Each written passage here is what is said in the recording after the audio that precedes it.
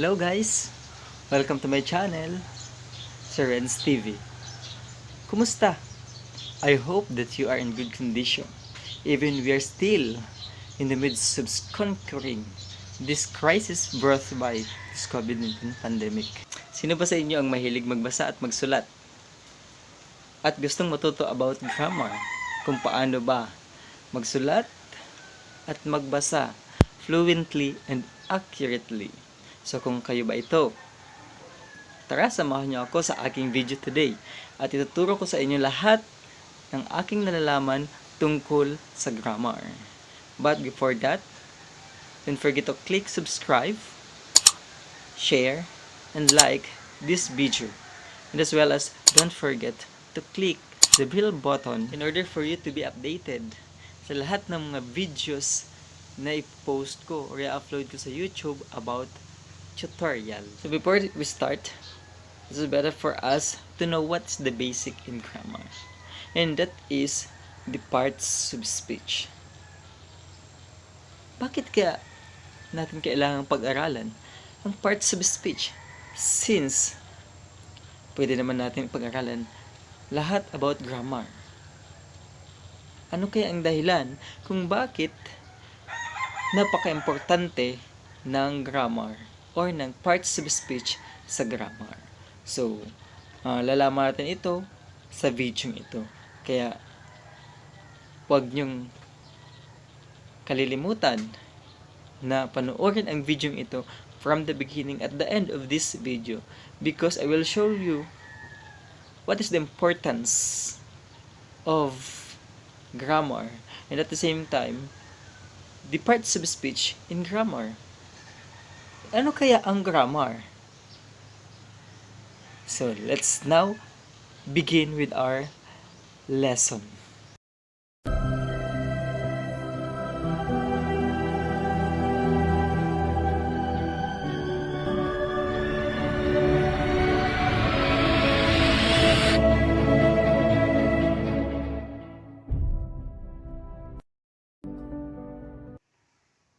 So these are the slides that I have made for you to be easily understood and for you to be guided in whole duration of this presentation, and for you to understand well what is the grammar and the parts of speech are or stands for.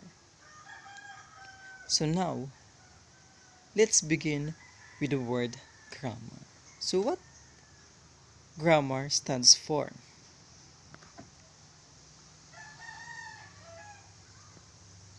So when we say grammar, it is the study of words and the ways words work together. So from the word itself, word or words, so all the words that we use in writing or in speaking are under grammar, because a sentence begins with a word.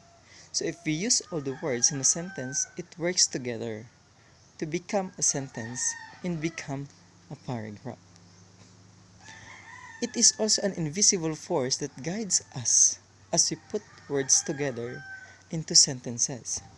So a grammar is also an invisible force. When we say invisible force, or how can we say that? Because we can see the words every time that we formulate a piece. Any person who communicates using a particular language is consciously or unconsciously aware of the grammar of that language. So, in this case, we as Filipino is always aware of this. Why? Because English or English language is usually applied by us whenever and wherever we are as a second language. So we always aware of this grammar because I think that we always communicate others using English language. Not only in our home, not only in our school, and at the same time, not only in the community. We always apply English language as a second language. So that is why we are consciously or even unconsciously aware of the grammar of that language because we use it even if it is not accurate and fluent, as long as that we know how to use a word or a grammar itself.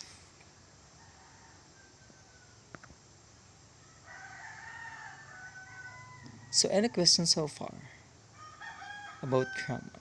So let us begin, or let us come now for the parts of speech. So what are the parts of speech?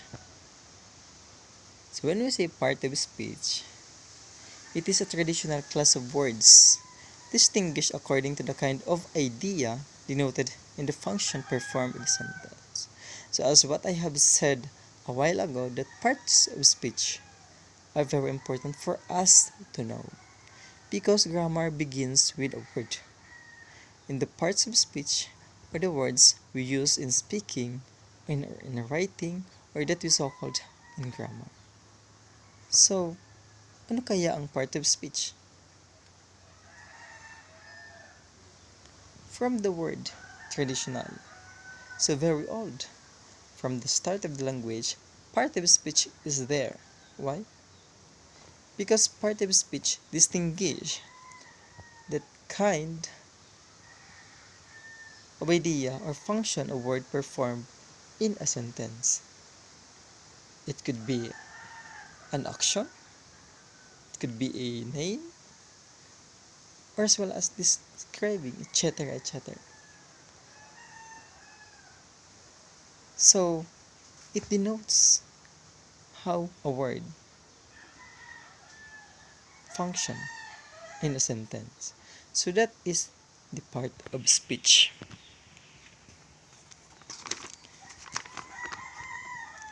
So these are the parts, or the 8 parts of speech that we should know. The first one is noun, pronoun, verb, adjective, adverb, preposition, conjunction, interjection. And each of them has its own function in a sentence. So let's begin with a noun. What is a noun? So based from this, it's not easy to describe a noun. In simple terms, nouns are thing. So when we say thing, bagay, mga bagay like chair, food, cell phone, etc., etc. Food is something you eat. So we use food as a noun in a sentence. Food is something you eat. Or happiness. Happiness is something you want. We use happiness as a noun in a sentence. So that is a noun. Noun is also a name of person, place, thing, animal, or idea. Say for instance, Robin Hood, Los Angeles, dream, etc., etc. So those are examples of noun in a sentence that we can usually use, that we can use in creating a sentence. So nouns are often categorized in 2 main groups. The first one is the concrete nouns and the abstract nouns.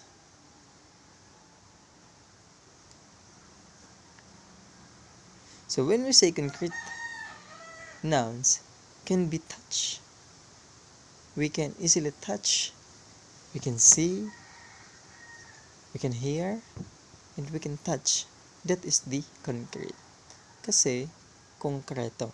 Unlike abstract, nouns are often harder to recognize. because it names ideas, and qualities.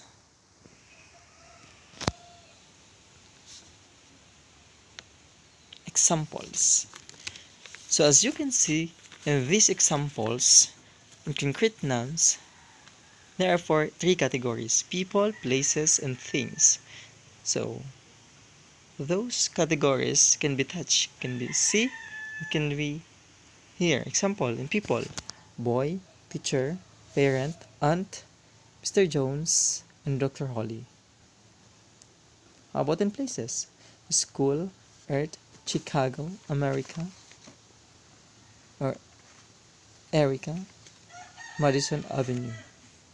How about things? Ocean, cat, car, credit, cash. So those are the examples of concrete nouns where we can easily touch, can see and hear. That is the concrete nouns. Unlike abstract nouns, it is difficult to identify or categorize because it represents ideas and qualities. Example, love. We can see love, hope, grief, sorrow, and dream. For qualities, belief, beauty, happiness, etc., etc. So that is the two categories of nouns, the concrete nouns and abstract nouns. And we can easily identify what is the concrete and what is the abstract because of the differences of both categories of nouns. Nouns may be also classified as common and proper nouns. So what are the differences between common and proper nouns? So, a common noun names any person, place, or things. Any, from the word any. Any person, place, or things. Unlike proper noun, it names a particular person, place, or things. When you say particular, it should be a name of person, a name of place, a name of thing, particularly, not an any. Say for instance, in common noun, friend. A friend is also a noun, but it is a common noun. City, spacecraft, and holiday. So those are examples of common noun which we can use as noun in a sentence. So for proper nouns, there are lots of examples in proper nouns. Example, Maria Rodriguez, Houston, Voyager, Memorial Day, August, and Carsons. Remember that proper nouns always begin with a capital letter. So we must remember that a proper noun is always begin with a capital letters. Unlike the common noun begin with a small letter. Note, some proper nouns include more than one word. So a proper noun includes more than one word. Example, Maria Rodriguez. There are two words combined. Maria and Rodriguez. They are still considered as one noun, or they are still considered as noun. Maria Rodriguez is the name of a person. So that is why it is a proper noun because it names a particular person which is Maria Rodriguez. And Memorial Day is also a name of one holiday so that it is called a proper noun. Memorial Holiday or Memorial Day. So those are some examples of common noun and proper nouns and how it will use and what are differences or that is the differences or difference about the common and the proper noun. Take note that common nouns is a name of any person, place, or things. Unlike proper noun, names of a particular person or place. And it always begin with a capital letters. Okay, next.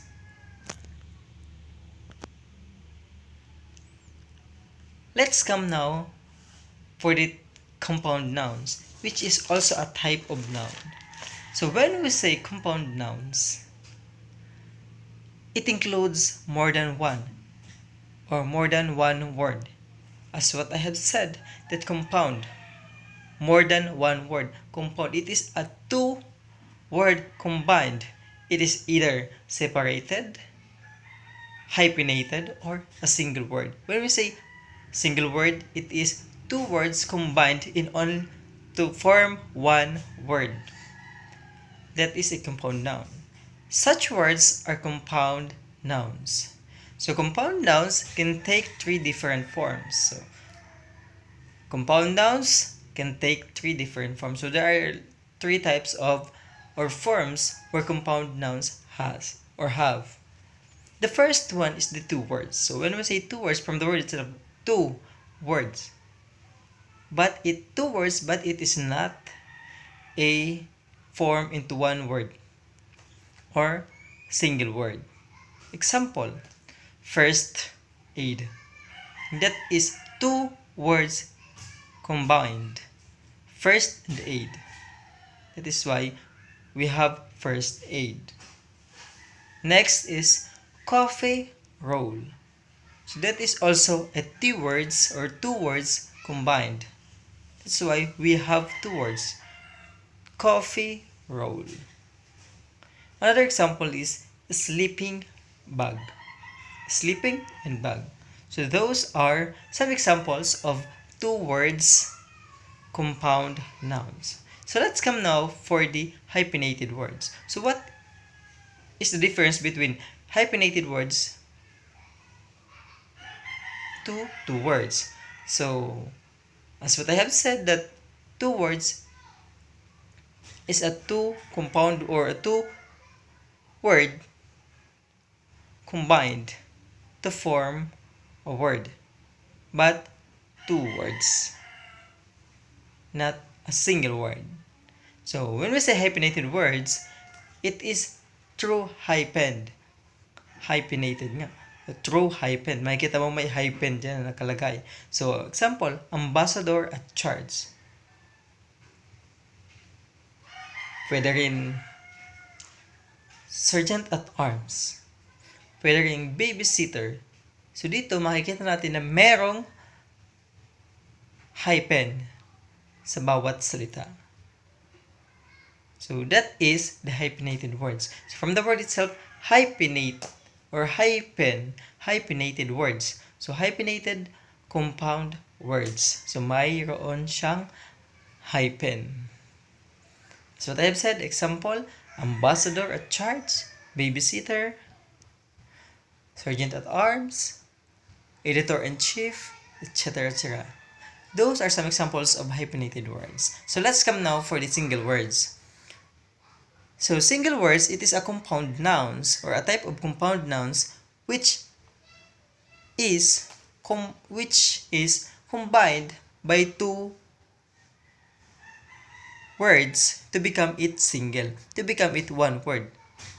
Two words combined become single words. Example, turtleneck. So one word, turtle, then neck, combined, it becomes turtleneck. And we have formed one word from two single words, which is the turtleneck. Another example, office holder. One word office, one word holder, combined becomes office holder, and we have now another single word from two words combined. Next, on locker or unlocker. One on and locker combined becomes one word or single words from two word added. onlooker. So those are examples of compound nouns that we usually encounter when we read a story, when we read a poem, or any piece, or even when we are writing. We are listening to the speaker, to our teachers, to anyone. Those are samples of compound nouns that we usually experience, that we usually encounter anywhere else. And compound nouns that we might use anytime.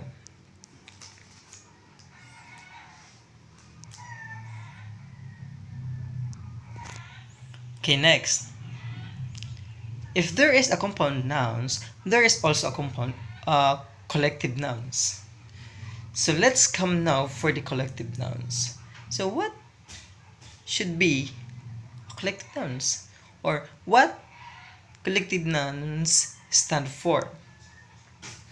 So, collective noun, which is one of the types of noun. So, isa ito sa klase or types of nouns that we always encounter in certain sentences.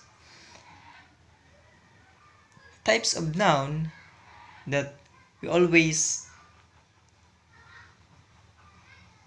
see in every paragraph sentences that we always read and we use in every piece or essay or something sentence that we have wrote or we write, etc., etc. So other nouns such as theme and orchestra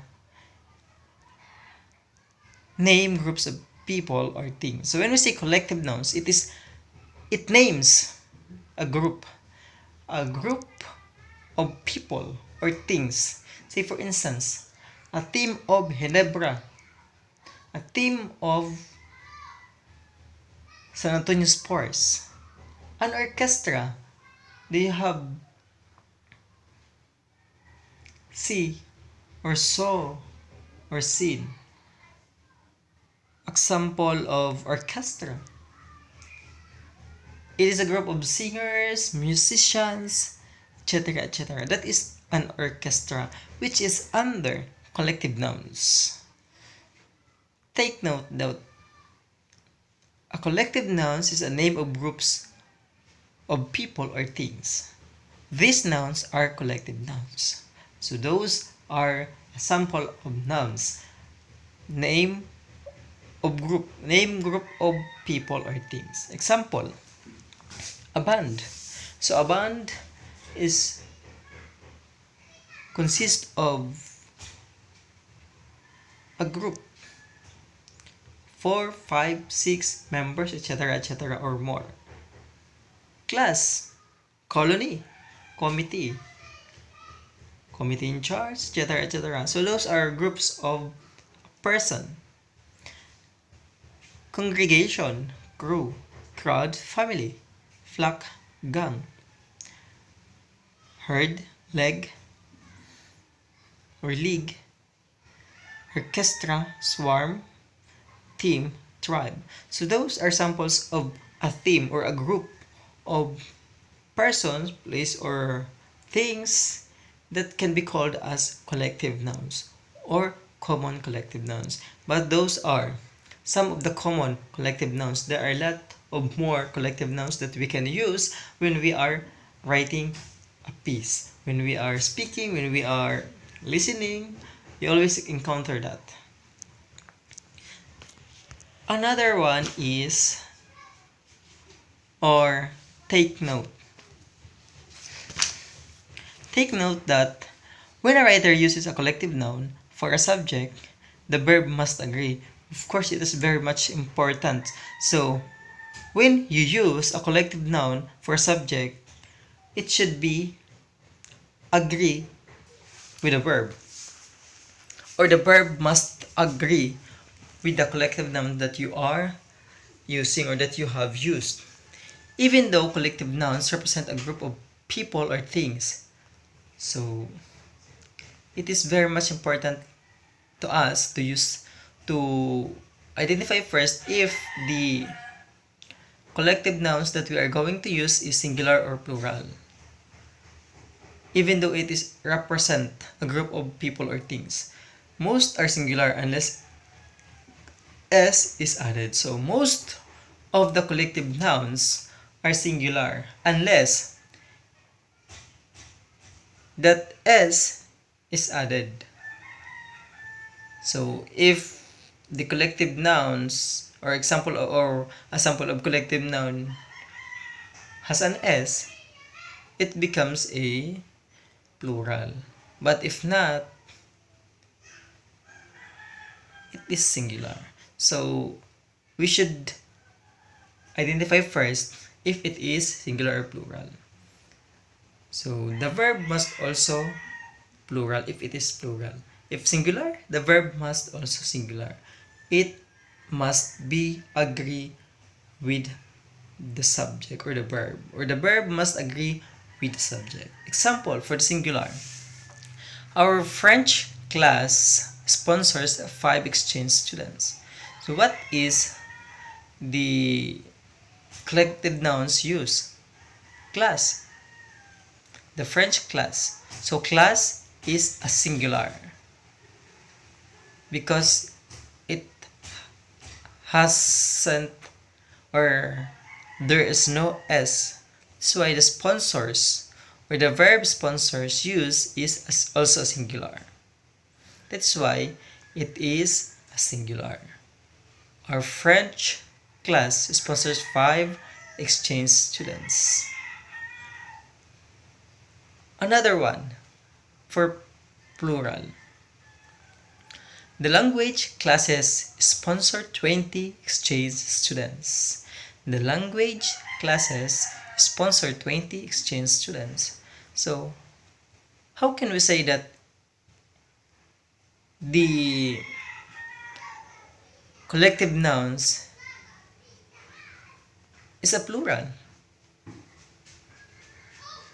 And is it right that the verb is plural or singular? Okay, I repeat. The language classes sponsor 20 exchange students. Okay, the collective noun used in the sentence is classes. The language classes. So classes is plural because it has an S. So that is why the verb used or the verb found is also a plural, which is sponsor. Sponsor is a plural verb, which is agree with the plural form or plural collective nouns, which is the classes. Do you understand? Don't forget to analyze this, and don't forget the subject verb agreement about using collective nouns. So now we already done about the noun, which is one of the parts of speech. So the other parts of speech will be discussed to you in my next videos. So please keep watching on my channel for you to be updated about grammar and parts of speech and the other types of speech that you should know about grammar. Thank you for watching my video.